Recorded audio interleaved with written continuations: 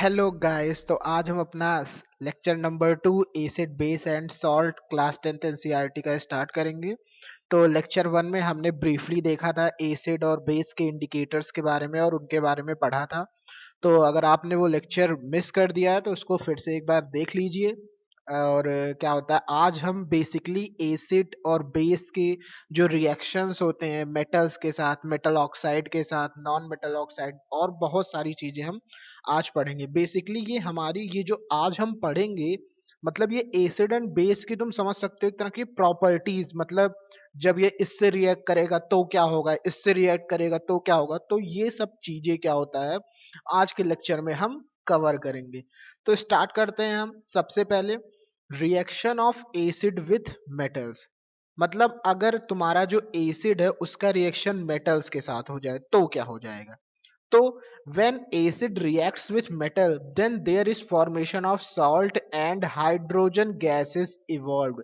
मतलब जब एसिड का रिएक्शन तुम्हारे किसी मेटल के साथ होगा तो क्या होगा, तो एक सॉल्ट फॉर्म होगा। क्या होगा, एक सॉल्ट फॉर्म होगा और उसके साथ साथ हाइड्रोजन गैस निकलेगी। इवॉल्व मतलब निकलना, मतलब उसके साथ एक सॉल्ट फॉर्म होगा और हाइड्रोजन गैस निकलेगा।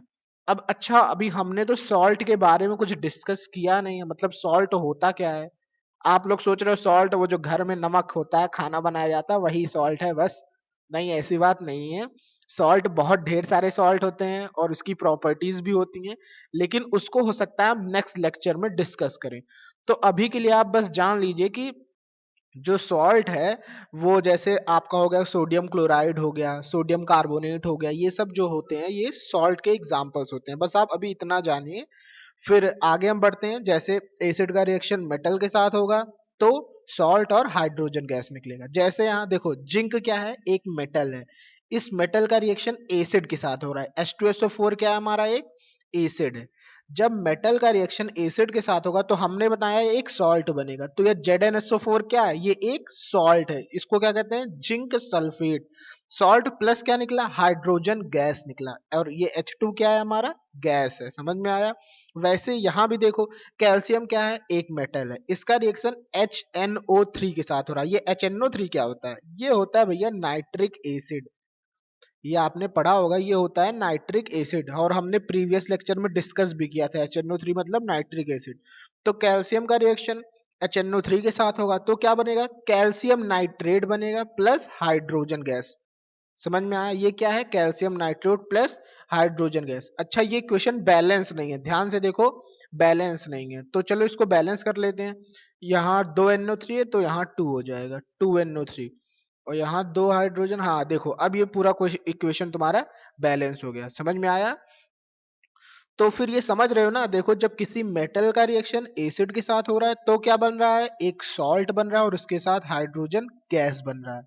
तो अब तुम पूछोगे कैसे हमें ये सब चीजें पता चलेगी, कैसे हमें पता चलेगा कि कैल्शियम नाइट्रेट बनेगा सॉल्ट में, कैसे हमें पता चलेगा कि जिंक सल्फेट बनेगा सॉल्ट में।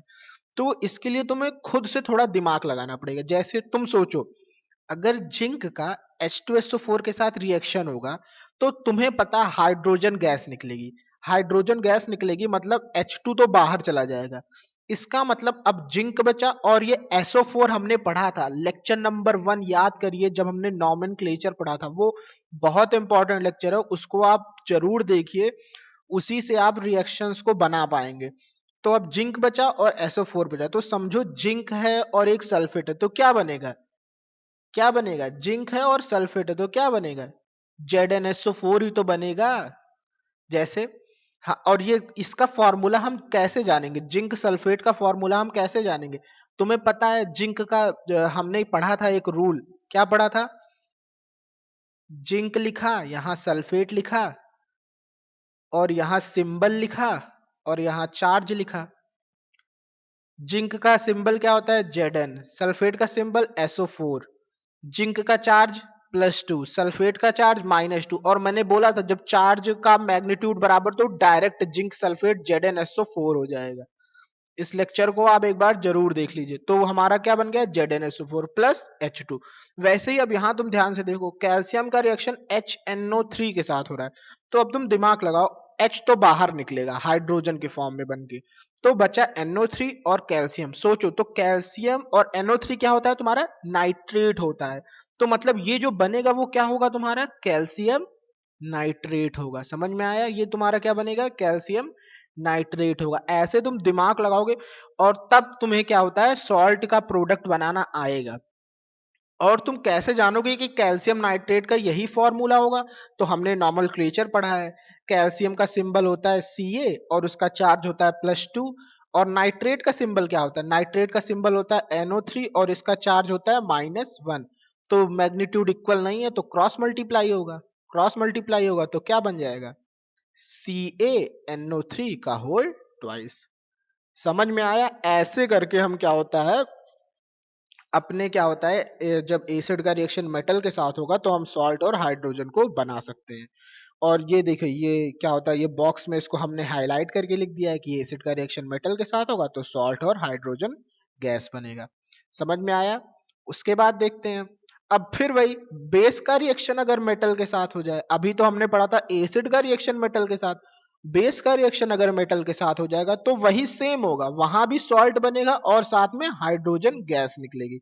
इसका ये एक एग्जांपल है, जिंक जो हमारा एक मेटल है और NaOH क्या है, हमारा एक बेस है, ये तो सबको पता है। बेस का रिएक्शन मेटल के साथ हुआ तो क्या बनेगा, Na2ZNO2। ये क्या होता है, सोडियम जिंकेट, इसको क्या कहते हैं, सोडियम जिंकेट प्लस H2, ये क्या होगा, हाइड्रोजन। समझ में आया। कुछ रिएक्शन तुम्हें याद करनी पड़ेगी, ये बहुत इंपॉर्टेंट रिएक्शन है, कई बार पूछी जाती है, आपके एनसीईआरटी में भी है, तो आप इसको अच्छे से लर्न कर लीजिए। जिंक का रिएक्शन NaOH के साथ होगा तो sodium zincate plus hydrogen gas निकलेगा। समझ में आया, ये हमारा है reaction of base with metals. फिर उसके बाद आते हैं reaction of metal carbonate, metal hydrogen carbonate with acid. मतलब मेटल कार्बन, अच्छा ये क्या है, मेटल कार्बोनेट क्या है, मेटल हाइड्रोजन कार्बोनेट क्या है, ये पता नहीं है तुम्हें। अच्छा चलो मैं फिर से एक बार बता देता हूँ। देखो पहली बात तो मैं तुम्हें बता देता हूँ मेटल क्या होते हैं। अभी के लिए जो तुम्हारे मतलब अभी जो तुम पढ़ रहे हो, अभी वैसे मेटल और नॉन मेटल तो बहुत ढेर सारे होते हैं, बहुत है। तो अभी उसके बारे में हम डिस्कस नहीं करेंगे, अभी मैं तुम्हें मेन मेन मेटल और मेन मेन नॉन मेटल के नाम बता दे रहा हूँ, जिससे तुम्हें एक आइडिया हो जाए कि ये जो दिया हुआ कंपाउंड है वो मेटेलिक है या नॉन मेटेलिक है। जैसे तुम्हारे मेटल में क्या आ जाता है, लिथियम आ जाता है तुम्हारा, बेरिलियम आ जाता है तुम्हारा, कॉपर आ जाता है तुम्हारा, जिंक आ जाता है तुम्हारा मेटल में, फिर तुम्हारा आ जाता है सोडियम आ जाता है, मैग्नीशियम आ जाता है Mg, और तुम्हारा बैरियम आ जाता है Ba। समझ में आया। पोटेशियम आ जाता है तुम्हारा K। ये सब हमारे क्या होते हैं, मेटल की कैटेगरी में आते हैं। फिर तुम्हारा नॉन मेटल की कैटेगरी में कौन कौन आता है, तुम्हारा कार्बन हो गया वो नॉन मेटल है, नाइट्रोजन हो गया वो नॉन मेटल है, ऑक्सीजन हो गया वो नॉन मेटल है, तुम्हारा फ्लोरीन हो गया वो नॉन मेटल है, तुम्हारा क्लोरीन हो गया नॉन मेटल है, तुम्हारा ब्रोमीन नॉन मेटल, तुम्हारा सल्फर वो भी नॉन मेटल, आयोडीन ये भी नॉन मेटल। समझ में आया। अभी अभी इंपॉर्टेंट इंपॉर्टेंट तुम जान लो, ये मेटल होते हैं और ये नॉन मेटल। अब अगर हम कहेंगे मेटल कार्बोनेट, मतलब वो कार्बोनेट जिसमें मेटल हो, जैसे Na2CO3, ये क्या हो गया, सोडियम कार्बोनेट। तो ये क्या हुआ, ये एक मेटल कार्बोनेट हुआ क्योंकि सोडियम क्या है, एक मेटल है। समझ में आया। तो ये तुम्हारा क्या हो गया, एक मेटल कार्बोनेट हो गया। समझ में आया, मेटल कार्बोनेट हो गया। वैसे मेटल हाइड्रोजन कार्बोनेट जैसे NaHCO3, ये क्या हो गया तुम्हारा, सोडियम हाइड्रोजन कार्बोनेट हो गया। इसको हम क्या पढ़ते हैं, sodium hydrogen carbonate, sodium hydrogen carbonate. तो ये तुम्हारा क्या हो गया, ये भी एक क्या हो गया, मेटल कार्बोनेट। क्यों, क्योंकि यहां तुम्हारा ये सोडियम है। NaHCO3 ये तुम्हारा क्या हो गया, हाइड्रोजन कार्बोनेट। अच्छा अगर मैं तुमसे कह दूं किसी हाइड्रोजन कार्बोनेट का नेमिंग करो तो तुम कैसे करोगे, जैसे मैं तुमसे कह दूं कि तुम ये सोडियम हाइड्रोजन कार्बोनेट को लिखो तो तुम कैसे लिखोगे। तो तुम्हें पता है सोडियम का सिंबल Na होता है और इस पे चार्ज +1 होता है, हाइड्रोजन कार्बोनेट का सिंबल HCO3 होता है और इस पे चार्ज -1 होता है। अब देखो चार्ज बराबर है तो डायरेक्ट नाम लिख दिया NaHCO3। समझ में आया। उसी जगह अगर मैं तुमसे कहता सोडियम कार्बोनेट का फॉर्मूला लिखो तो तुम्हें पता है सोडियम क्या कैसे लिखते हैं, Na। इसका चार्ज +1, कार्बोनेट कैसे लिखते हैं, CO3, इसका चार्ज -2, क्रॉस मल्टीप्लाई हो गया तो क्या तुम्हारा बन जाएगा, Na2CO3। समझ में आया? तो ये इसको हम क्या कहते हैं, मेटल कार्बोनेट और मेटल हाइड्रोजन कार्बोनेट, इसी को ही हम कहते हैं। समझ में आया? तो फिर उसके बाद हम चलते हैं, ये देखो, तो हमारा जब मेटल कार्बोनेट और मेटल हाइड्रोजन कार्बोनेट का रिएक्शन किसी एसिड के साथ हो रहा है तो क्या होता है। तो ये बहुत इंपॉर्टेंट है, ये कई बार पूछा गया है। जब मेटल कार्बोनेट या फिर मेटल हाइड्रोजन कार्बोनेट का रिएक्शन किसी एसिड के साथ होता है तो क्या होता है, एक सॉल्ट बनता है, साथ में क्या निकलता है, कार्बन डाइऑक्साइड, क्या निकलता है, गैस। ये क्या है, कार्बन डाइऑक्साइड। समझ में आया? ये क्या है तुम्हारा, कार्बन डाइऑक्साइड। साथ में तुम्हारा कार्बन डाइऑक्साइड गैस निकलता है, उसके साथ वाटर भी फॉर्म होता है। समझ में आया? इसका मतलब metal carbonate metal hydrogen carbonate का रिएक्शन एसिड के साथ अगर होगा तो सॉल्ट बनेगा, कार्बन डाइऑक्साइड बनेगा और साथ में वाटर निकलेगा। इसका एग्जांपल देख लो, ये देखो सोडियम कार्बोनेट का रिएक्शन HCl के साथ हुआ तो क्या बना, सॉल्ट। NaCl क्या बना, एक सॉल्ट बना, साथ में H2O वाटर निकला और साथ में CO2 एक कार्बन डाइऑक्साइड निकला। वैसे ही सोडियम हाइड्रो, ये क्या है तुम्हारा, sodium hydrogen carbonate, sodium hydrogen carbonate. ये सब रिएक्शन तुम लर्न भी कर सकते हो अगर बहुत ज्यादा समझ में नहीं आ रहा है। तो सोडियम हाइड्रोजन कार्बोनेट का रिएक्शन अगर किसी एसिड के साथ कराए, सोडियम हाइड्रोजन कार्बोनेट क्या है, एक मेटल हाइड्रोजन कार्बोनेट ही तो है, क्योंकि सोडियम एक मेटल है। तो सोडियम हाइड्रोजन कार्बोनेट का रिएक्शन HCl के साथ होगा तो क्या बनेगा, सोडियम क्लोराइड एक सॉल्ट बना प्लस H2O वाटर बना और उसके साथ CO2 गैस निकला। अच्छा ये बताओ, जो घर में आग तुमने देखा होगा, कहीं गए होगे मॉल वगैरह में तो देखोगे एक लाल लाल बड़ा सा रखा रहता है, वो क्या होता है, रेड कलर का होता है और उसके ऊपर एक ऐसी पाइप टाइप लगी रहती है दबाने की तरह ऐसे। वो क्या होता है, जो रेड रेड कलर का होता है, वो एक होता है फायर एक्सटिंग्विशर। मतलब उससे अगर कहीं आग लग जाती है तो हम उसको प्रेस करके क्या होता है, उससे हम उसको बुझा देते हैं। तो असल में उसमें प्रोसेस में क्या होता है, आग बुझती कैसे है, उसमें CO2 जो तुम्हारी गैस होती है उसका बहुत इंपॉर्टेंट रोल होता है। जो CO2 तुम्हारी गैस होती है वो आग को एक्सटिंग्विश कर देती है, मतलब आग को बुझा देती है। समझ में आया? तो ये पॉइंट ध्यान में रखना, जो ये CO2 इवॉल्व हो रहा है इससे हम आग को बुझा सकते हैं। समझ में आया? तो ये हमारा हो गया reaction of metal carbonate metal hydrogen carbonate का एसिड के साथ। फिर इसके बाद reaction of acid with base. अच्छा चलो एक पॉइंट यहां रह गया, कुछ पॉइंट मैं तुम्हें बताता हूं। ये आपने तो ये बता दिया कि metal carbonate metal hydrogen carbonate का रिएक्शन एसिड के साथ होता है, लेकिन आपके एनसीईआरटी बुक में मेटल कार्बोनेट और मेटल हाइड्रोजन कार्बोनेट का रिएक्शन बेस के साथ नहीं दिया है। ऐसा क्यों? ये दिमाग में आता है कि मेटल कार्बोनेट और मेटल हाइड्रोजन कार्बोनेट का रिएक्शन एसिड के साथ तो दिया है बुक में, बट मेटल कार्बोनेट और मेटल हाइड्रोजन कार्बोनेट का रिएक्शन बेस के साथ नहीं दिया है। ऐसा क्यों? ये ऐसा इसलिए है क्योंकि जो मेटल कार्बोनेट और मेटल हाइड्रोजन कार्बोनेट होते हैं, इनका जो बिहेवियर होता है वो क्या होता है, बेसिक होता है। मतलब ये बेस की तरह बिहेव करते हैं। समझ में आया? ये जो तुम्हारे मेटल कार्बोनेट और मेटल हाइड्रोजन कार्बोनेट होते हैं वो एक बेस की तरह रिएक्ट करते हैं। उनका बिहेवियर क्या होता है, एक बेस की तरह होता है। इसीलिए जब बेस का तुम बेस के साथ रिएक्शन कराओगे तो कोई फायदा नहीं होगा, मतलब वो रिएक्ट ही नहीं करेंगे। वो दोनों एक तरह से भाई भाई हैं, वो लड़ेंगे नहीं आपस में। समझ में आया? इसीलिए मेटल कार्बोनेट और मेटल हाइड्रोजन कार्बोनेट का रिएक्शन बेस के साथ तुम्हारे नहीं दिया है बुक में। क्यों? क्योंकि ये खुद ही एक बेस है, इनका जो नेचर है वो बेसिक है, इसीलिए ये बेस के साथ रिएक्ट ही नहीं करेंगे। जब रिएक्ट ही नहीं करेंगे तो फायदा क्या उन्हें बताने का। इसीलिए तुम्हारे एनसीईआरटी में मेटल कार्बोनेट और मेटल हाइड्रोजन कार्बोनेट का रिएक्शन एसिड के साथ दिया है बट बेस के साथ नहीं दिया है। समझ में आया? फिर एक बात और आती है, दिमाग में उठती है कि मेटल कार्बोनेट और मेटल हाइड्रोजन कार्बोनेट का रिएक्शन एसिड के साथ दिया है, बेस के साथ नहीं दिया। ये तो बात समझ में आ गई। क्यों? क्योंकि ये तो खुद ही बेस है। तो एक बात और नहीं समझ में आती, sir metal carbonate metal hydrogen carbonate के बारे में तो हम बात कर रहे हैं, लेकिन हम नॉन मेटल कार्बोनेट और नॉन मेटल हाइड्रोजन कार्बोनेट के बारे में बात नहीं कर रहे हैं। ना उसकी रिएक्शन एसिड के साथ हम देख रहे हैं, ना उसकी रिएक्शन बेस के साथ देख रहे हैं, और ये आपके बुक में भी नहीं दिया गया है। तो बात इस ये है कि ये आपकी बुक में इसलिए नहीं दिया है क्योंकि नॉन मेटल के कार्बोनेट और नॉन मेटल के हाइड्रोजन कार्बोनेट एग्जिस्ट ही नहीं करते। मतलब नॉट एग्जिस्ट, ये आपके एग्जिस्ट ही नहीं करते।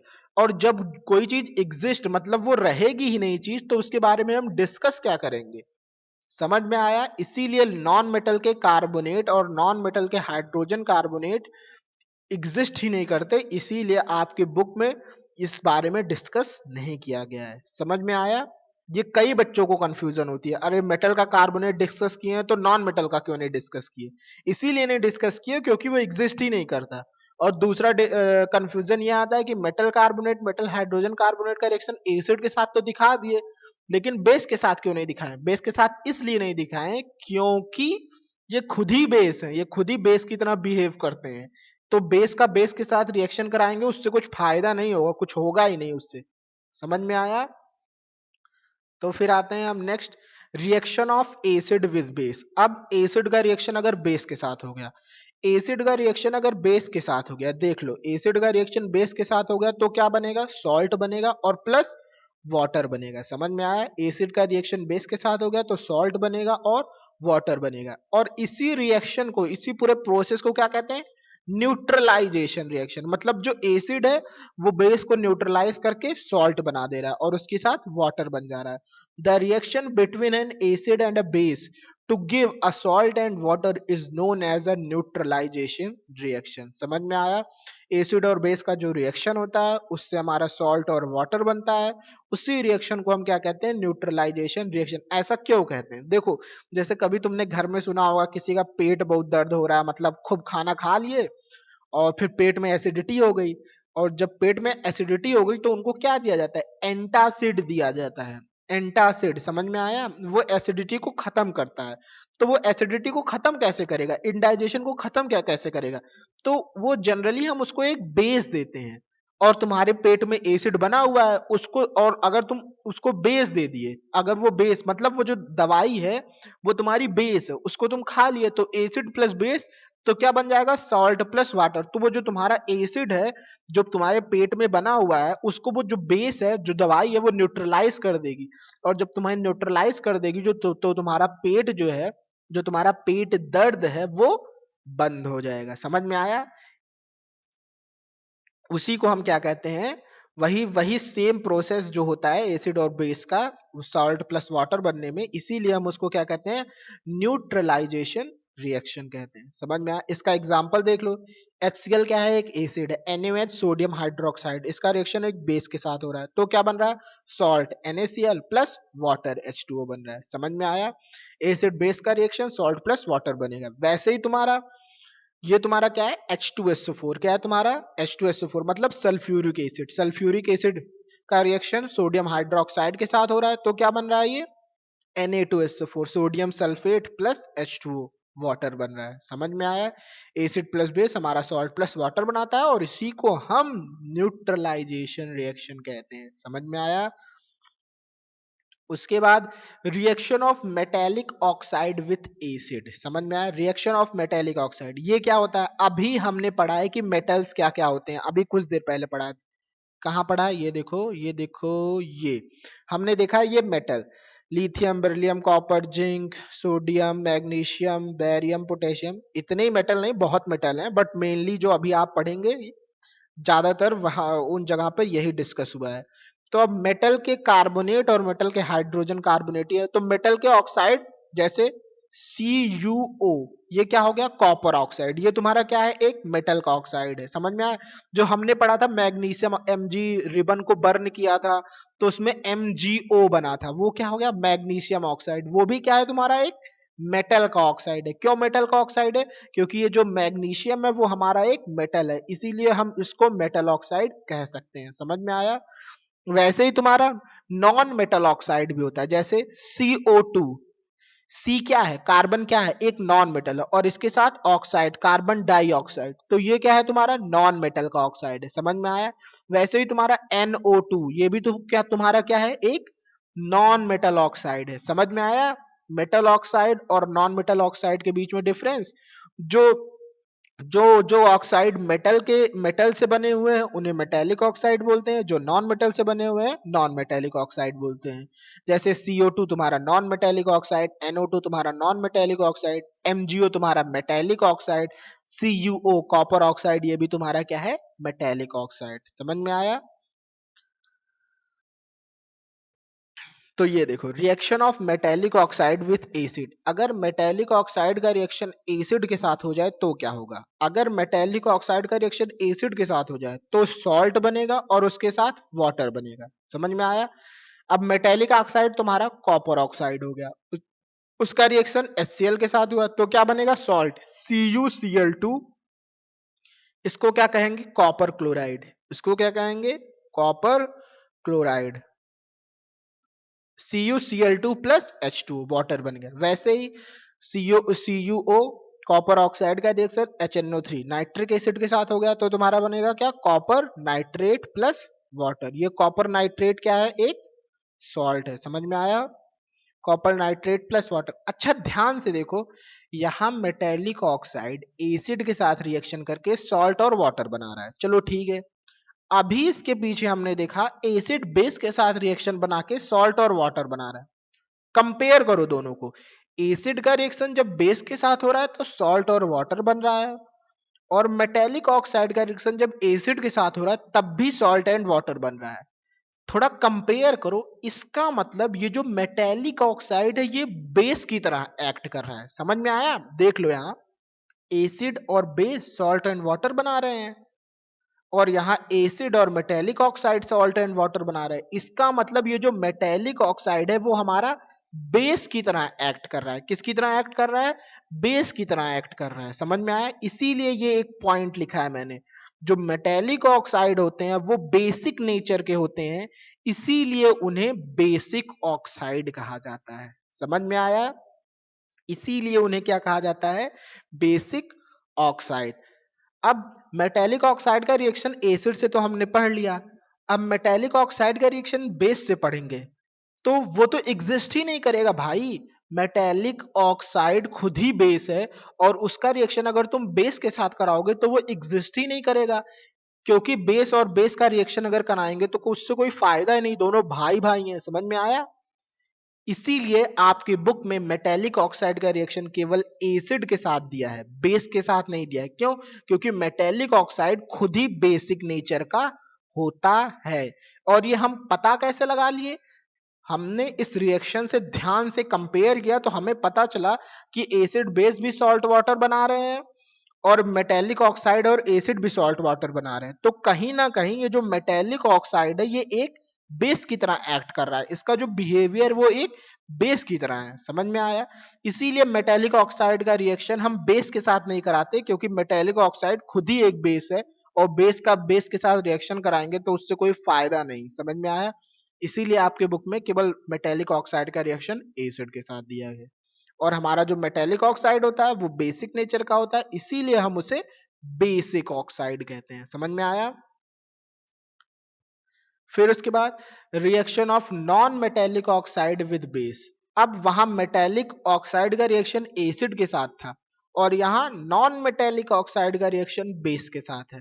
नॉन मेटेलिक ऑक्साइड अभी मैंने तुम्हें बताया था, CO2 हुआ, NO2 हुआ, ये सब जो तुम्हारे क्या है, non metallic oxide. Non metallic oxide का रिएक्शन बेस के साथ होगा तो सॉल्ट और वाटर बनेगा। अब यहां देख लो CO2 का रिएक्शन कैल्शियम हाइड्रोक्साइड के साथ हुआ तो कैल्शियम कार्बोनेट प्लस वाटर बना, और ये रिएक्शन हम पढ़ चुके हैं चैप्टर नंबर 1 में, ये रिएक्शन हम पढ़ चुके हैं।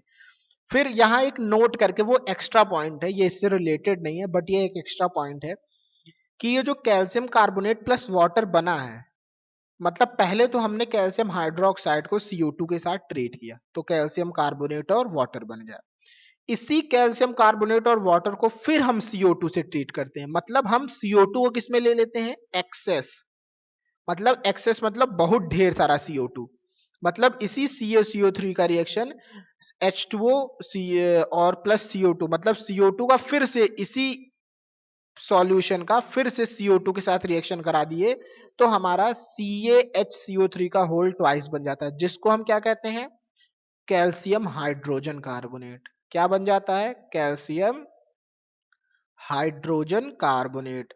और ये तुम्हारा वाटर में सॉल्यूबल होता है। क्या होता है तुम्हारा? वाटर में ये सॉल्यूबल होता है। और बल्कि ये जो कैल्शियम कार्बोनेट होता है ये सॉल्यूबल नहीं होता है, ये व्हाइट पीपीटी, पीपीटी मतलब प्रेसिपिटेट, ये इनसॉल्यूबल होता है। ये हमारा एक प्रेसिपिटेट बनता है, लेकिन इसी सॉल्यूशन को फिर से ढेर सारे CO2 के साथ, एक्सेस CO2 के साथ रिएक्ट करा देंगे तो कैल्शियम हाइड्रोजन कार्बोनेट बन जाएगा और वो वाटर में सॉल्यूबल होता है। समझ में आया? ये तो बस एक नोट का पॉइंट था, क्योंकि ये कई कई बार आपके एग्जाम में पूछ लिया जाता है।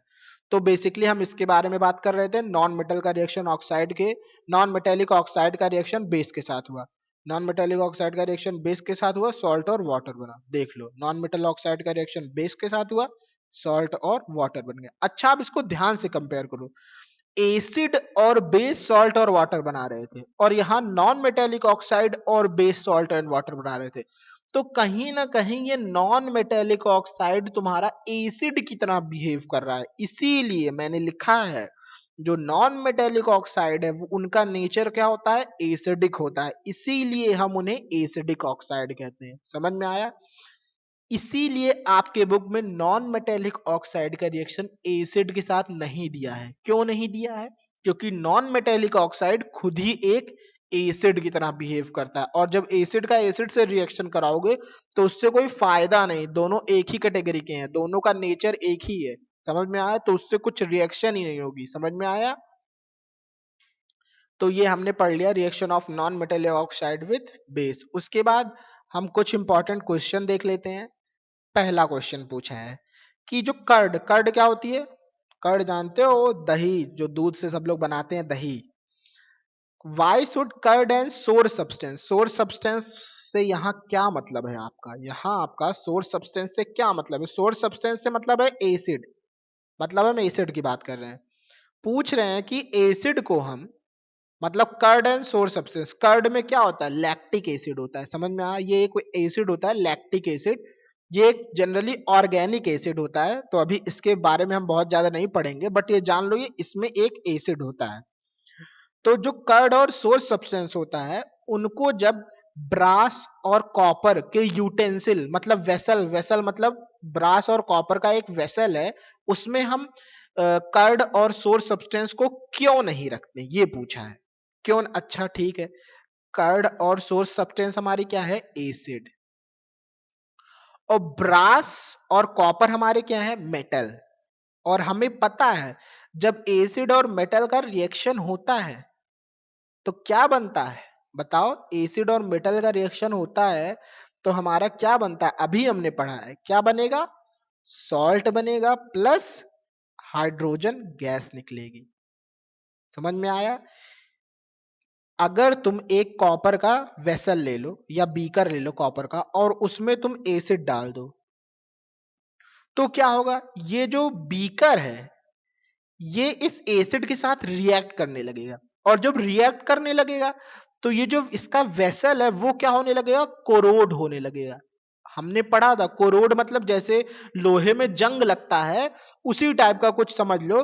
तो ये क्या होगा? कोरोड होने लगेगा, मतलब डैमेज होने लगेगा। पहली बात तो ये, पहली बात ये जो हमारा कॉपर का वेसल है वो डैमेज होने लगे। और दूसरी बात, जब एसिड इससे रिएक्ट करेगा, मतलब ये जो कर्ड, कर्ड क्या? दही, ये एक, इसमें एक एसिड होता है लैक्टिक एसिड। जब हम इसमें दही को डाल देंगे, दही, दही को हम खाते हैं ना, जब दही को इसमें डाल देंगे तो ये कॉपर वाले मेटल के साथ रिएक्ट करेगा। और जब रिएक्ट करेगा तो क्या होगा? ये एक कोई नया प्रोडक्ट फॉर्म करेगा। तो वो जो नया प्रोडक्ट फॉर्म करेगा तो वो क्या होगा? वो हमारा क्या होगा? पॉइजनस हो सकता है। वो क्या हो सकता है? हमारा पॉइजनस हो सकता है, क्योंकि जो ये हमारा इसमें अंदर कर्ड है वो कॉपर मेटल के साथ रिएक्ट कर जा रहा है। तो इससे क्या होगा? हमारा जो फूड होगा, जो हमारा खाना जो हम इसमें रखेंगे या जो हम दही रखेंगे, वो हमारा क्या होगा? स्पॉइल हो जाएगा, मतलब खराब हो जाएगा। इसीलिए हम कर्ड और सोर्स सब्सटेंस को, ब्रास, ब्रास भी एक क्या होता है? ये एक मेटल होता है। और कॉपर भी क्या होता है? कॉपर भी हमारा मेटल होता है।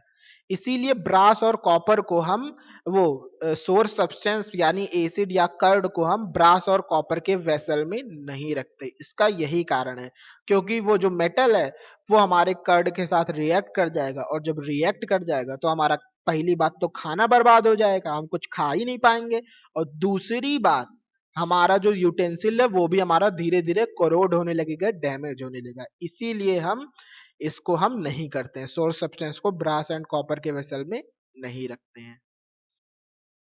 फिर उसके बाद क्वेश्चन नंबर 2 पूछ रहा है which gas is usually liberated when an acid react with metal. अरे अभी पढ़ा है, जब एसिड मेटल के साथ रिएक्ट करता है तो कौन सी गैस निकलती है भैया? हाइड्रोजन गैस निकलती है। अच्छा चलो ठीक है, तो कौन सी गैस निकलती है? H2 गैस निकलती है। पूछ रहे हैं कोई एक एग्जाम्पल बताओ, और इसको तुम कैसे जानोगे कि ये हाइड्रोजन गैस है? तुम्हें कैसे पता चल गया? भगवान आज तुम्हें बताएंगे नहीं कि भैया ये हाइड्रोजन गैस है, तो पता कैसे करोगे? तो ये तुम्हारे बुक में एक एग्जाम्पल दिया गया है, तो अभी मैं इसको एक्सप्लेन कर रहा हूँ, पहले रिएक्शन लिख लो, समझ लो।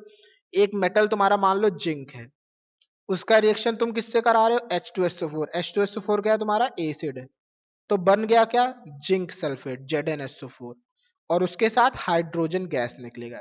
ये तो हमें थ्योरेटिकली पता है कि भैया ये होता है रिएक्शन, मेटल का जब एसिड के साथ होगा तो एक सॉल्ट और प्लस हाइड्रोजन गैस निकलेगा। अच्छा, अब देखो यहाँ इसने किया क्या है, इन्होंने एक टेस्ट ट्यूब ली, टेस्ट ट्यूब में जिंक सल्फेट का सॉल्यूशन, ये जो दिख रहा है पानी की तरह, ये जिंक सल्फेट का सॉल्यूशन भर दिया, सॉरी हाइड्रोक्लो उस वो H2SO4 sulphuric, sorry sulphuric acid का सॉल्यूशन भर दिया। समझ में आया किसका सॉल्यूशन भर दिया?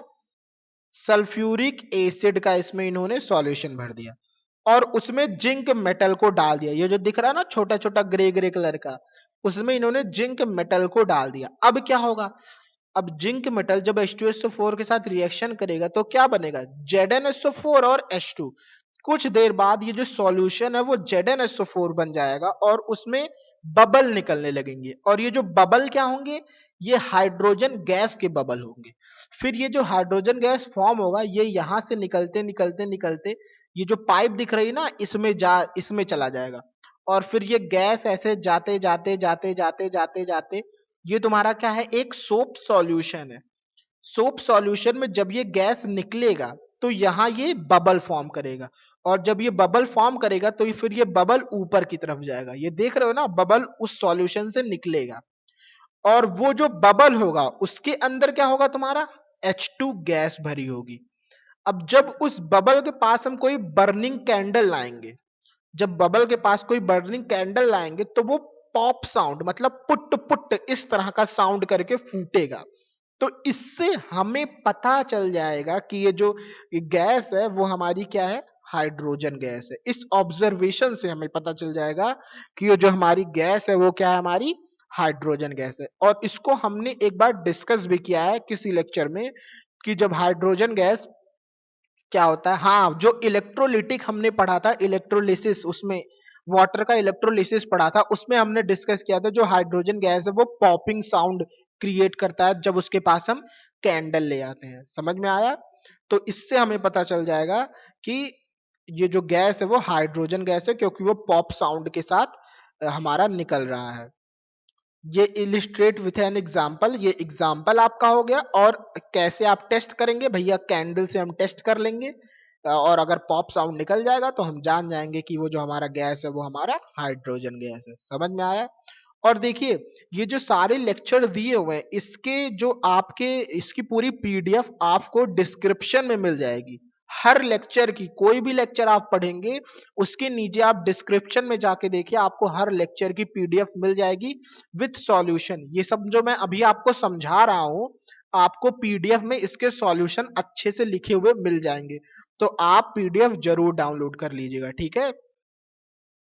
उसके बाद हमारा third question, metal compound A react with dilute hydrochloric acid. अच्छा भैया चलो लिखते हैं सॉल्यूशन, इसका आंसर। सॉल्यूशन मतलब वो वाला सॉल्यूशन, सॉल्यूशन मतलब आंसर भी होता है। तो चलो इसको थोड़ा कलर चेंज कर देते हैं। ए, ए कोई क्या है? हमारा मेटल है, इसका रिएक्शन किससे हो रहा है? डाइल्यूट HCl से हो रहा है, और ये प्रोड्यूस क्या कर रहा है? इफरवेसेंस, भैया ये क्या होता है, ये कौन सी नई चीज चली आई।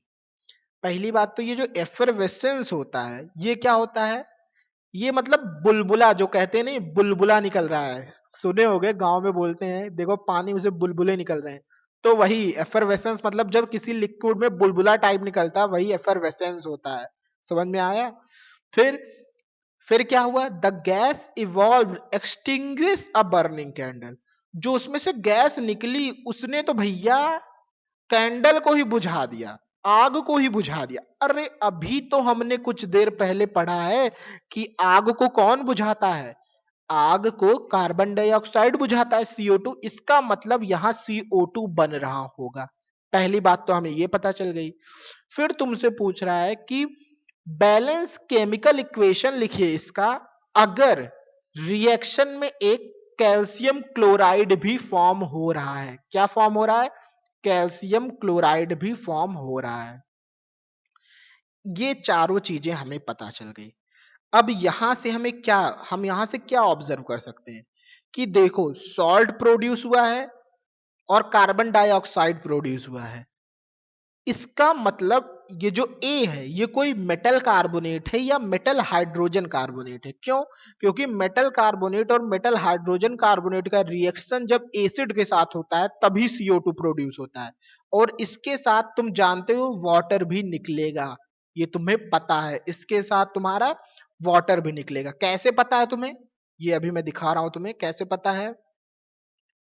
ये देखो मेटल कार्बोनेट या मेटल हाइड्रोजन कार्बोनेट का रिएक्शन एसिड के साथ होगा तो एक सॉल्ट बनेगा, कार्बन डाइऑक्साइड बनेगा प्लस वाटर बनेगा। और तुम्हारे क्वेश्चन में ये तुम्हें सॉल्ट दे दिया है, कार्बन डाइऑक्साइड दे दिया है, तुम्हें ये एसिड दे दिया है। बस तुम्हें पता क्या करना है, इस मेटल कार्बोनेट और मेटल हाइड्रोजन कार्बोनेट का नाम तुम्हें पता करना है। समझ में आया। तो ए का रिएक्शन HCl के साथ हुआ, CaCl2 plus CO2 plus H2O हो गया। तो अब ये कौन सा कार्बोनेट होगा, तुम खुद ही ध्यान लगा के सोचो। कैल्शियम का ही ये कार्बोनेट होगा ए। समझ में आया। तो मतलब ये जो ए तुम्हारा होगा वो क्या होगा, कैल्शियम कार्बोनेट ही होगा। तभी तो इसका सॉल्ट बन रहा है कैल्शियम क्लोराइड। समझ में आया। इसीलिए जो तुम्हारा ए है वो तुम्हारा क्या है, कैल्शियम कार्बोनेट है। तो तुम्हारा ओवरऑल रिएक्शन क्या हो जाएगा, calcium carbonate plus HCl converted into CaCl2 plus CO2 plus H2O। क्या ये रिएक्शन बैलेंस है, यहाँ कैल्शियम एक यहाँ कैल्शियम नहीं बैलेंस है। देखो यहाँ दो क्लोरीन है यहाँ एक क्लोरीन है, तो इसको दो बना देते हैं। यहाँ दो क्लोरीन हो गया, यहाँ भी, यहाँ दो हाइड्रोजन है यहाँ भी दो हाइड्रोजन है, यहाँ तीन ऑक्सीजन है, दो ऑक्सीजन यहाँ एक ऑक्सीजन यहाँ तीन ऑक्सीजन। अब ये इक्वेशन तुम्हारी बैलेंस है। समझ में आया। लिखा है यहाँ क्वेश्चन में तुम्हारे कि बैलेंस इक्वेशन लिखना है, इसीलिए इसको बैलेंस कर दिया। समझ में आया। तो तुम्हारा फाइनली ये इक्वेशन हुआ। और ये कैल्शियम कार्बोनेट जो तुम्हारा मेटल कंपाउंड ए है वो कैल्शियम कार्बोनेट है। समझ में आया। ऐसे हम क्वेश्चन को फ्रेम करते हैं और एक एक लाइन पढ़ के ऐसे क्वेश्चन को सॉल्व करते हैं। उसके बाद एक क्वेश्चन ये हमारा पूछ लिया, क्वेश्चन नंबर 2 है एनसीईआरटी का, कि एक सॉल्यूशन क्रस्ड एग सेल के साथ रिएक्ट करता है और वो टर्न करता है लाइम वाटर को मिल्की में। क्या करता है, टर्न करता है लाइम वाटर को मिल्की में। एक सॉल्यूशन, कोई एक सॉल्यूशन है, मान लो ए वो सॉल्यूशन है, उसका रिएक्शन क्रस्ड एग सेल के साथ होता है। अब मैं तुम्हें बता देता हूं, ये जो एग सेल होता है, जो एग का सेल होता है वो कैल्शियम कार्बोनेट का बना रहता है। किसका बना होता है, किसका बना होता है बताओ, कैल्शियम कार्बोनेट का तुम्हारे बना होता है। अच्छा, तो मतलब ए का रिएक्शन कैल्शियम कार्बोनेट के साथ हो रहा है और वो एक गैस निकल रहा है जो लाइम वाटर को मिल्की कर देता है। और ये जो देखो जो ये लाइम वाटर को मिल्की करता है वो जानते हो कौन सा गैस होता है, वो CO2 ही होता है। समझ में आया। वो गैस क्या होता है, CO2 ही होता है।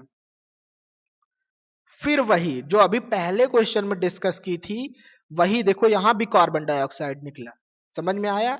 और इसका रिएक्शन कैल्शियम कार्बोनेट के साथ हो रहा है, CO2 बन रहा है। तो वो सॉल्यूशन क्या कंटेन करेगा, तो पहली बात तो यहां तुम ध्यान दो, ये देखो ये जो एसिड का रिएक्शन, ये देखो एसिड का रिएक्शन CaCO3 के साथ हुआ था, तो CaCl2 plus CO2 plus H2O बना था।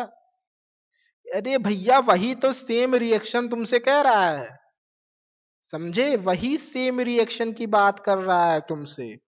प्लस H2O, तो ये जो तुम्हारा A होगा वो क्या हो जाएगा? HCl हो जाएगा। समझ में आया?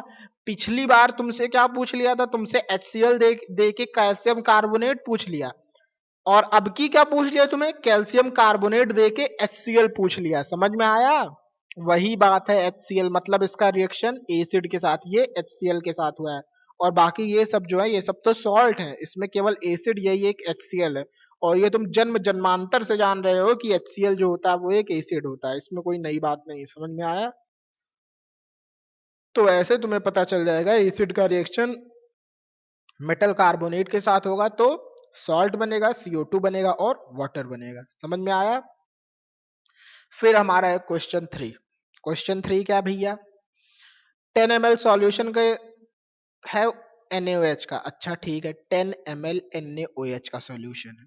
ठीक है भैया, 10 ml NaOH का सॉल्यूशन है, वो 8 ml HCl को न्यूट्रलाइज कर रहा है। कितने ml HCl को? 8 ml HCl को।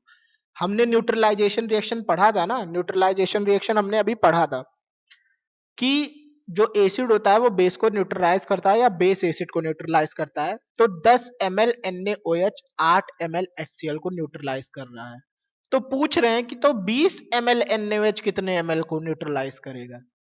20 ml NaOH कितने ml HCl को न्यूट्रलाइज करेगा? अरे यार यूनिटरी मेथड लगाओ, जब 10 ml 8 को न्यूट्रलाइज कर रहा है तो 20 ml 16 ml को न्यूट्रलाइज करेगा, तो आंसर 16 हो गया। अरे यार ये सब यार साइंस में मैथ का क्वेश्चन पूछ रहे हैं, बहुत बुरा लगता है हमें। साइंस में मैथ का क्वेश्चन पूछ लेते हैं, इसमें क्या है? कुछ नहीं है। बस क्या है, इस मेथड को क्या कहते हैं? Unitary method. और ये तुम कहाँ पढ़े थे? क्लास सेकंड में पढ़े थे। क्लास सेकंड में पढ़े थे। कुछ टीचर पूछते हैं कि 5 रुपए में 10 आम मिल रहे हैं, तो 10 रुपए में कितने आम मिलेंगे? 20 आम मिलेंगे। 5 रुपए में 10 आम तो 10 रुपए में 20 आम। वही तो बात है, 10 ml NaOH 8 ml HCl को न्यूट्रलाइज कर रहा है, तो 20 ml NaOH 16 ml HCl को न्यूट्रलाइज कर रहा है। बस खत्म कहानी, आंसर आ गया तुम्हारा। मैथ का क्वेश्चन पूछ रहे हैं। अरे यार क्या क्या बना दिए लोग, साइंस को मैथ बना दिए। चलो बढ़िया है, तुम लोग सॉल्व कर लो अच्छे से इसको, तुम ही लोग का फायदा है। Question number 4। अब ये पूछ रहे हैं which of the following type of medicine is use for treating indigestion. वही बात आ गई, अभी मैंने तुम्हें बताया था इनडाइजेशन, पेट खराब हो गया, एसिडिटी बन गई, क्या हो जाएगा पेट में, क्या करोगे? इसमें पूछ रहा कौन सी दवाई तुम यूज करोगे। ये दवाई नहीं, ये दवाई की कैटेगरी है। समझ में आया? दवाई की ये कैटेगरी है। तो अच्छा पहले तो मैं तुम्हें एक्सप्लेन कर देता हूँ ये एंटीबायोटिक क्या होता है। एंटीबायोटिक क्या होता है? जो एंटीबायोटिक ऐसी दवा होती है जो स्टॉप करती है इन्फेक्शन को। एंटीबायोटिक ऐसी दवा होती है जो स्टॉप करती है इन्फेक्शन को, caused by bacteria. Caused by bacteria. ऐसी दवाएं जो बैक्टीरिया के द्वारा जो इन्फेक्शन हुआ है उसको खत्म करती हैं, उसको रोकती हैं, उसको हम क्या कहते हैं? एंटीबायोटिक। क्या कहते हैं? एंटीबायोटिक। अच्छा आपने कभी सुना होगा, आपके पिताजी होंगे या आपके दादा होंगे, वो कहते हैं कि डॉक्टर से, डॉक्टर एंटीबायोटिक दे दे। क्या दे दे? एंटीबायोटिक। एंटीबायोटिक नहीं होता है, एंटीबायोटिक होता है। समझ में आया? तो पुराने जमाने के लोग यही कहते थे कि भैया डॉक्टर साहब एंटीबायोटिक दवा दे दें। तो एंटीबायोटिक नहीं, एंटीबायोटिक होता है। जैसे स्कूल को स्कूल कुछ लोग कहते हैं, टॉफी को टाफी कहते हैं, बिस्कुट को बिस्कुट, समझ में आया? बिस्किट जो होता है उसको बिस्कुट कहते हैं। तो वैसे ही आप अगर किसी से पूछेंगे, अगर आपके दादा वगैरह होंगे, तो वो एंटीबायोटिक नहीं एंटीबायोटिक कहते हैं। समझ में आया? तो आप उनको करेक्ट कर सकते हैं कि दादाजी वो एंटीबायोटिक होता है और उसका काम क्या होता है? वो इन्फेक्शन को स्टॉप करता है जो कि बैक्टीरिया के द्वारा होता है। वैसे ही हमारा क्या होता है? एनल्जेसिक होता है। एनल्जेसिक क्या करता है? ये भैया पेन को रिलीफ करता है। Relief pen. जैसे गए खेल रहे थे, धड़ाम से गिर गए, धड़ाम से गिर गए, पैर में तुम्हारे आ गई मोच। अब मोच आएगी, तुम डॉक्टर के पास जाओगे तो तुम्हें क्या देगा? वो तुम्हें एनल्जेसिक देगा, ताकि जो तुम्हारा पैर है, जो मोच के कारण तुम्हारा पैर दर्द हो रहा है, वो आराम हो जाए। तो वो तुम्हें कौन सी कैटेगरी की दवा देगा? एनल्जेसिक देगा। फिर एंटासिड, एंटासिड क्या होता है? Relieve indigestion, relieve stomach indigestion, relieve stomach या फिर स्टोमक, कुछ लोग स्टोमक भी कहते हैं या स्टोमच भी कह सकते हैं, कुछ भी कह सकते हैं। स्टोमक इंडाइजेशन, इंडाइजेशन स्पेलिंग पे ध्यान मत देना। तो एंटासिड क्या होता है? वो स्टोमक या फिर स्टोमच जो भी कहो, उसको वो रिलीव कर सकता है। मतलब जो तुम्हारे पेट में एसिडिटी बनी हुई है उसको क्या होता है? वो रिलीव करता है, और उसको हम क्या कहते हैं? एंटासिड कहते हैं। फिर हमारा आता है एंटीसेप्टिक। एंटीसेप्टिक क्या होता है? ये ऐसी दवा होती है जो स्टॉप करती है growth of micro organism, micro organism. जैसे कभी आपके पैर उनमें सड़न हो जाती है, बहुत देर पानी में बैठे रहो, हो जाता है कभी कभार। आप पानी में बहुत घूमते हो, बरसात में खूब गए, नहा लिए बरसात में, तो क्या होता है आपके पैर में देखिए हल्का मतलब फंगी या उस टाइप का बन जाता है पैर में। तो वो क्या होता है? वो माइक्रो ऑर्गेनिज्म होता है। तो हम उसके लिए कौन सी दवा यूज करते हैं? एंटीसेप्टिक दवा यूज करते हैं। समझ में आया? तो एंटीसेप्टिक क्या करता है? माइक्रो ऑर्गेनिज्म के ग्रोथ को रोकता है। अरे सर ये सब काहे बता रहे हैं, डायरेक्ट आंसर बता दीजिए। तो इनडाइजेशन के लिए आंसर नंबर 3 एंटासिड सही है बस। लेकिन मैंने तुम्हें इसलिए बता दिया ताकि तुम्हें जानकारी तो रहनी चाहिए कि मतलब कैसे कैसे क्या होता है। जिसको अभी क्या होता है 11 12th में बायो लेना है तो थोड़ा बहुत तो जानकारी रहनी चाहिए। फिर हमारा क्वेश्चन नंबर 5, क्वेश्चन नंबर 5 में हमारा कह रहे हैं कि पहले बात तो हमको बैलेंस इक्वेशन चाहिए, और दूसरी बात आपको रिएक्शन खुद ही से कंप्लीट करनी पड़ेगी। अच्छा चलो ठीक है भैया, हम तो अभी सब सीख के आए हैं, गन्ने गन जितनी तेज बोलोगे उतनी तेज करेंगे। अभी बोलो, पहला इक्वेशन सॉल्व करते हैं। डाइल्यूट सल्फ्यूरिक एसिड H2SO4 का रिएक्शन किससे हो रहा है? जिंक के साथ हो रहा है। अरे अभी को पढ़े थे फिर से आप दे दिए। लो कंप्लीट हो गया। मेटल का रिएक्शन एसिड के साथ होगा तो क्या बनेगा? सॉल्ट बनेगा। और क्या बनेगा बताओ? हाइड्रोजन गैस बनेगा। लो कंप्लीट हो गया। रिएक्शन बैलेंस है। अरे भैया सब बैलेंस है, ऑलरेडी बैलेंस है, इसको कोई जरूरत ही नहीं करने की, ऑलरेडी बैलेंस है। समझ में आया? फिर क्वेश्चन नंबर बी करते हैं। HCl डाइल्यूट HCl का रिएक्शन Mg के साथ होगा। फिर वही सेम रिएक्शन दे दिए। समझ में आया? किससे दे दिए? मेटल का एसिड के साथ, ऊपर वाला भी मेटल का एसिड के साथ, नीचे वाला भी मेटल का एसिड के साथ। MgCl2 सॉल्ट बन जाएगा प्लस H2। ये तो बैलेंस नहीं है, यहाँ 2 कर दो बैलेंस हो गया। देख लो सब बैलेंस, एकदम बैलेंस सही हो गया। फिर क्वेश्चन नंबर सी। अच्छा ये समझ में आ रहा है ना? ज्यादा फास्ट तो नहीं हो रहा है। अरे भैया कुछ नहीं है, मेटल का रिएक्शन एसिड के साथ क्या बनेगा? सॉल्ट बनेगा, हाइड्रोजन गैस। यहाँ भी मेटल का रिएक्शन एसिड के साथ सॉल्ट बनेगा, हाइड्रोजन गैस। सी क्या है हमारा? H2SO4 का रिएक्शन एल्यूमिनियम के साथ हो रहा है। अच्छा भैया ये तो नई चीज आ गई। एल्यूमिनियम भी क्या होता है? एक मेटल होता है। मेटल का रिएक्शन एसिड के साथ सॉल्ट बनेगा। अच्छा अब हमें यहाँ तो ये पता चल गया। देखो H2 गैस तो निकलना ही निकलना है, ये हमें पता है। H2 गैस निकलना निकलना है, तो यहाँ एल्यूमिनियम बचा, यहाँ सल्फेट बना। तो तुम्हें पता है कि बनेगा तो एल्यूमिनियम सल्फेट, लेकिन तुम्हें एल्यूमिनियम सल्फेट लिखना आता ही नहीं, तो कैसे करोगे? लिखना इसलिए नहीं आता क्योंकि हमने तो फर्स्ट लेक्चर देखा नहीं है। जब फर्स्ट लेक्चर देखा नहीं तो लिख कैसे नहीं पा कैसे लिख पाएंगे? तो इसीलिए फर्स्ट लेक्चर देख लो। तो पहले हम तुम्हें लिखना बता देते हैं, एक बार देख लो, फिर से रिवाइज कर लो। एल्यूमिनियम का सिंबल Al और इसका चार्ज +3, सल्फेट का सिंबल SO4 और इसका चार्ज -2। मैग्नीट्यूड इक्वल नहीं है तो क्रॉस मल्टीप्लाई होगा, क्रॉस मल्टीप्लाई होगा तो क्या बन जाएगा? Al2SO4 का होल थ्राइस। ये तुम्हारा फॉर्मूला हुआ एल्यूमिनियम सल्फेट का। किसका फॉर्मूला हुआ? एल्यूमिनियम सल्फेट का। तो Al2SO4 का होल थ्राइस। अब पहली बात, कई बच्चे लिख के चले आएंगे AlSO4, कई लोग लिख के चले आएंगे Al2SO4, तो ये सब गलत है। ये एल्यूमिनियम सल्फेट का नहीं है फॉर्मूला, एल्यूमिनियम सल्फेट का फॉर्मूला ये है। और ये हमें पता कैसे चला? क्योंकि हमने पहले पढ़ा है कि ऐसे फॉर्मूले को हम बनाते हैं, ऐसे लिखते हैं। समझ में आया? तो क्या ये बैलेंस है? यहाँ SO4 1 है, यहाँ SO4 3 है, तो इसको 3 करो पहली बात। फिर तुम्हारा यहाँ फिर Al2 तुम्हारा 2 है, यहाँ Al 1 है, यहाँ इसको 2 करो।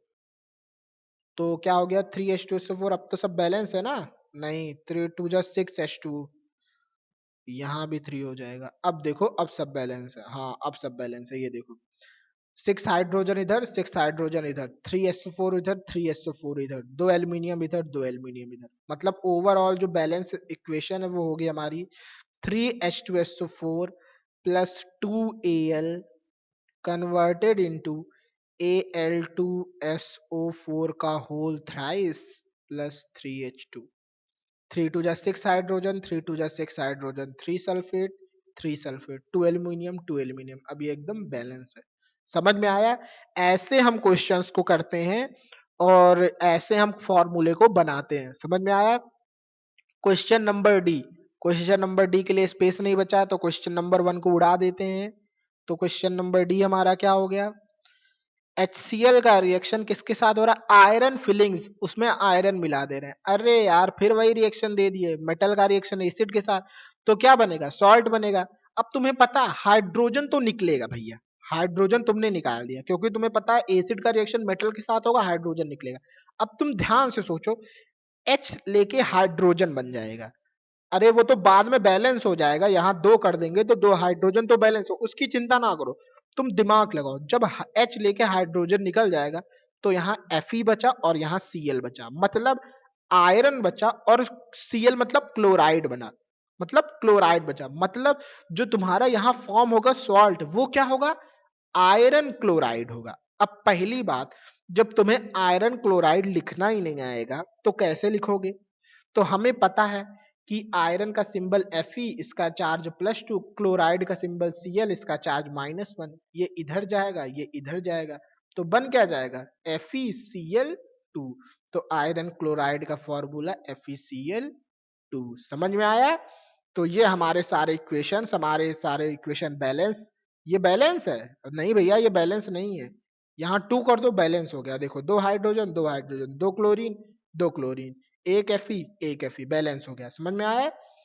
ऐसे करके हम सारे क्वेश्चन को करेंगे। फिर उसके बाद न्यूट्रलाइजेशन रिएक्शन क्या है, इसके 2 एग्जांपल दीजिए। अरे भैया अभी तो पढ़े थे न्यूट्रलाइजेशन, जो एसिड और बेस का रिएक्शन होता है और उसके साथ सॉल्ट और वाटर बनता है, उसी को क्या कहते हैं? न्यूट्रलाइजेशन रिएक्शन कहते हैं। इसके एग्जाम्पल दे दीजिए। लीजिए एग्जाम्पल दे देते हैं। एसिड हमारा HCl ले लें, बेस हमारा NaOH ले लें, क्या बन जाएगा? सॉल्ट।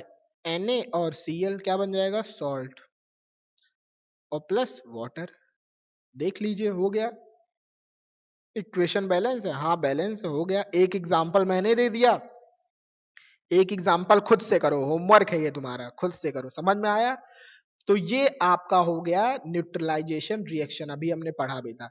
अच्छा, यहाँ कुछ बच्चों को डाउट आता होगा, सर ये सॉल्ट क्या है? क्या क्या NaCl ही केवल सॉल्ट है? नहीं, KCl सॉल्ट है, पोटेशियम क्लोराइड। अभी हमने पढ़ा था सोडियम कार्बोनेट, ये भी एक सॉल्ट है। सॉल्ट बहुत है। सर ये सॉल्ट होता क्या है? नमक? नहीं। क्या आपके टूथपेस्ट में नमक है? ये वो वाला नमक नहीं, कोलगेट वाला। मतलब नमक तो बहुत होते हैं, तो कोलगेट में कौन सा नमक होता है? उसमें फ्लोराइड वाला नमक डालते हैं। समझ में आया? जो दांतों को चमकाता है। समझ में आया? तो सॉल्ट के बारे में भी हम बात करेंगे। तो चलो अच्छा बता ही देते हैं सॉल्ट होता क्या है। तो सॉल्ट की तुम पहले डिफिनीशन लिख लो। सॉल्ट क्या होता है? Salt is an ionic compound. Salt is an ionic compound that contains a cation। cation जानते हो? cation from base, ब्रैकेट में है, ध्यान दिए रहना, from base and an anion जो कि हमारा होता है from acid। किससे? एसिड से। किससे? from acid। किससे होता है? from acid। मतलब सॉल्ट क्या होता है? सॉल्ट एक आयनिक कंपाउंड होता है। आयनिक मतलब जानते हो? जो पानी में डालने पे आयंस में टूट जाए, अभी इतना जान लो बस। आयनिक कंपाउंड होता है और वो एक कैटायन फॉर्म, उसमें एक कैटायन होता है और उसमें एक एनायन होता है। कैटायन जानते हो? जो पॉजिटिवली चार्ज आयन होते हैं। जो पॉजिटिवली चार्ज्ड आयन होते हैं उन्हें हम क्या कहते हैं? कैटायन। और एनायन क्या होते हैं? जो निगेटिवली चार्ज आयन होते हैं, निगेटिवली चार्ज आयन होते हैं उन्हें एनायन। जैसे देखो यहाँ NaCl तुम्हारा क्या है? ये एक सॉल्ट है। अब NaCl किससे किससे बना है? ये बना है Na प्लस से, और किससे बना है? Cl माइनस से। तो Na प्लस तुम्हारा क्या हो गया? कैटायन हो गया, और Cl माइनस तुम्हारा क्या हो गया? एनायन हो गया। अब ध्यान से देखो, ये जो सॉल्ट का Na प्लस है वो कहां से आया है? NaOH एक बेस से आया है, इसीलिए मैंने लिखा जो कैटायन है वो तुम्हारा बेस से डिराइव होता है, और जो Cl माइनस जो एनायन है वो तुम्हारा कहां से डिराइव हो रहा है?